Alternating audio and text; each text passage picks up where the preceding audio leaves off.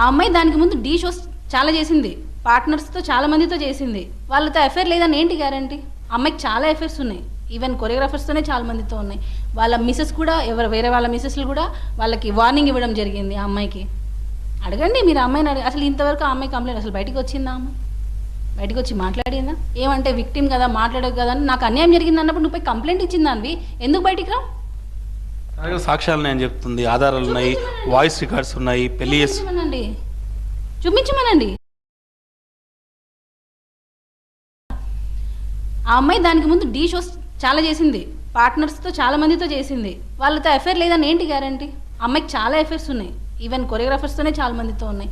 వాళ్ళ మిసెస్ కూడా వేరే వాళ్ళ మిసెస్లు కూడా వాళ్ళకి వార్నింగ్ ఇవ్వడం జరిగింది ఆ అమ్మాయికి.